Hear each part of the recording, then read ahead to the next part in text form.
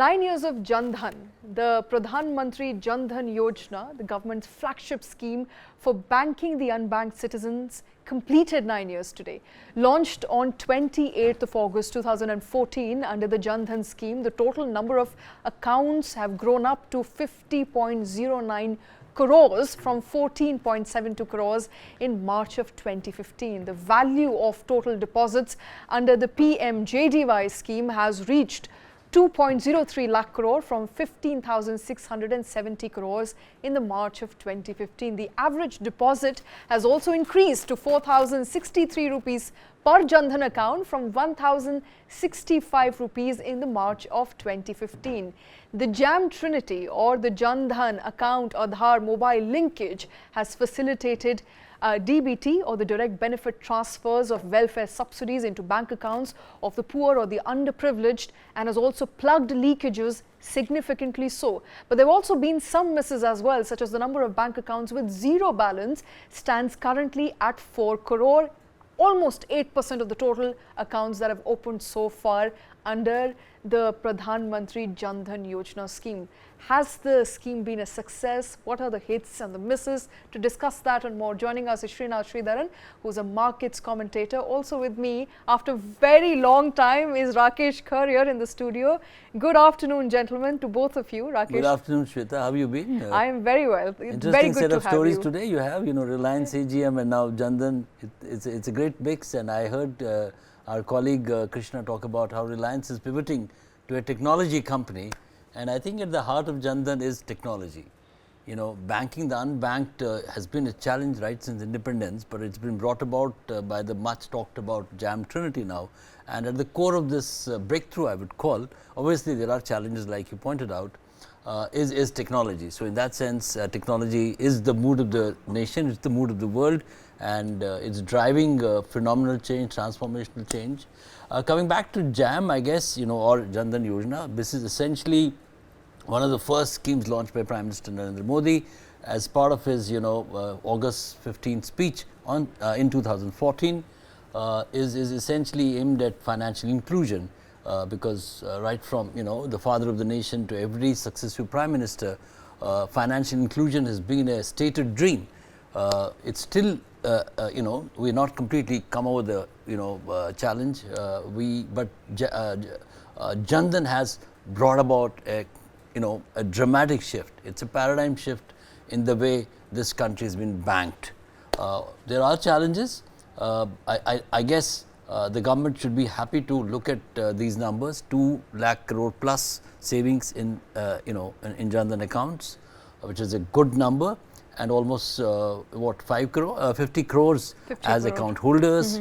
500 million. 500 million, and what strikes me most, and I think what all should note and celebrate, is the 55%, I guess, number of women account holders. So in that sense, transformational, technology-led, equity-led development, when it has the equity as its key parameter, that makes the massive change that we talk about. Frankly, if you ask me, I would have looked at, in the last 9 years, some fresh templating or some sort of mega, innovation on this. I have missed that, frankly. But pluses, let me just count pluses again. Women is a big plus. Okay. 4,000 rupees as the benchmark in terms of the average account holding from zero in 9 years is not bad. It is more than the per capita income that most of us Indians have as an average. Then, the insurance. There is an insurance of 30,000 rupees with life, and there's an insurance of, I think, 1 lakh for accident. And if you have also taken the RuPay card, which is coming free, that has an additional 2 lakh cover as an insurance. Couldn't get better than that. Challenges, as I said, we'll hear our expert Sridharan back, who is on our network once again. Happy to see him and hear him. But my own view is that we should look at another big breakthrough when it comes to reimagining Jan Dhan Yojna. Right. I have some ideas, but let's hear Sridhar first. Let's hear your ideas in just a bit. Let's also quickly get Srinath also joining us after a very, very long time. Srinath, good to have you back. I want to first quickly begin by asking, do you agree there with Rakesh that partly it was a dream of many successive governments, but at this point in time, last 9 years seem to have come into some fruition. The dream seemed to have come into some fruition. More number of people are now a part of the formal banking structure. Hi Shweta, good to be back after a long time. Yes, I do agree with Rakesh, but if you look at the catalyst, it's been probably the last 6 to 7 years. If you look at the Trinity, the Jam Trinity as we call it, kind of picked up steam from 2016 when UPI also came into being. So from that perspective, I think it is more about, I think, a touchy word, but I think it removed financial untouchability. I mean, nobody wanted to speak to people who were below the poverty line, economically weaker section. I think till date, we still lag credit access to much of these folks. So from that point, removal of financial untouchability using digital, I think a great positive. From not so positive is I think we have a long way to go from credit access to our MSME. I mean, there are millions of crores of actually 11 crore people work in MSME and SME, and they still don't have much of credit access. Can we somehow bring schemes which link their Jan Dhan account to give them credit access? That's one.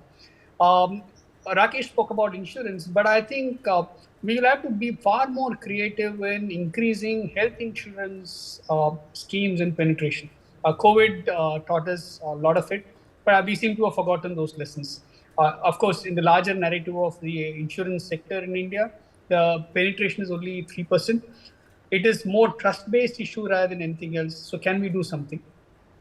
And last but not the least, what would be a useful tool? One of the worries that I have from the next 20-year perspective, which we need to start working on now, is the pension, the national pension scheme.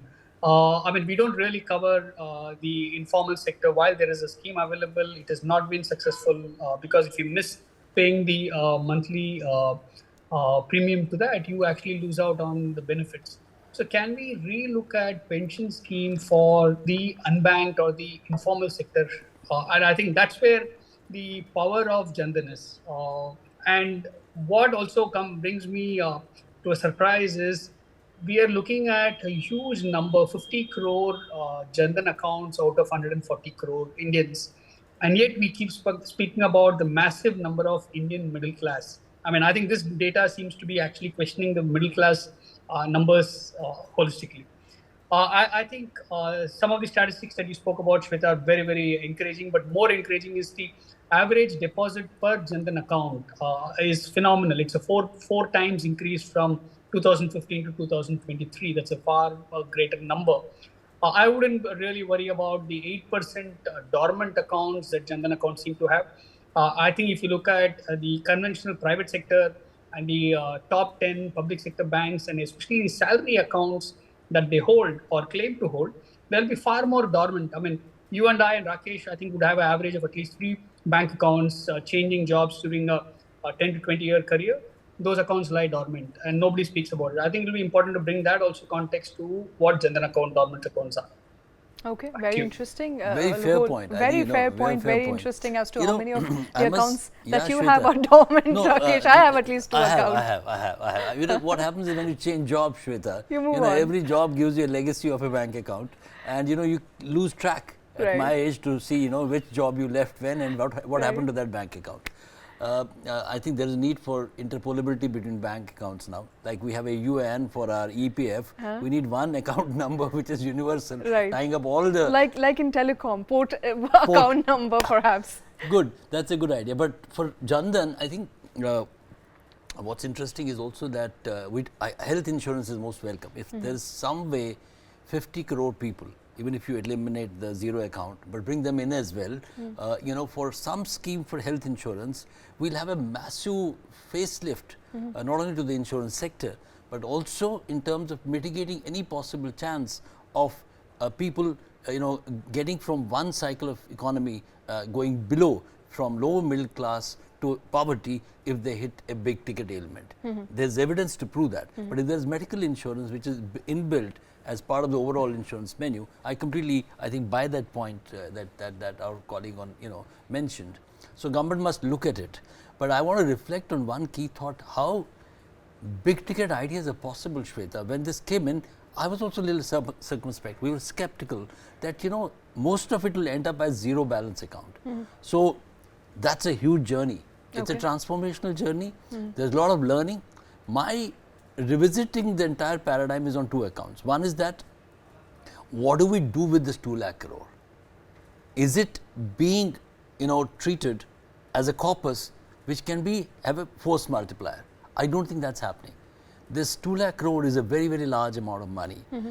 I know there are mindset issues like EPF investments in equities. All these years we've been battling with that challenge. And when it was 5%, we had some issues.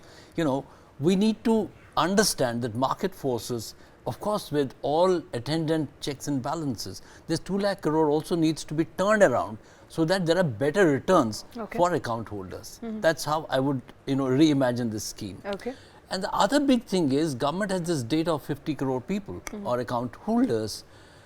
When we talk of financial inclusion, the biggest challenge today is we have created a massive capability, despite COVID, on the supply side. There is very little matching capability on the demand side. It's not an imperative of the government that they do it, but the entire ecosystem, when we talk about financial inclusion and financial untouchability, we have to move from financial literacy to financial empowerment. In between comes wisdom. So both RBI and Finance Ministry and the entire Jan Dhan ecosystem must build this effort in terms of bringing into its ambit the capability to create a very, very vibrant demand which matches the supply side. Let me give you an example. There are n number of insurance companies. You would know that everybody, the spam calls keep coming that please buy insurance, please buy loans. But what is the capability that we are creating for an ordinary investor to be able to choose that?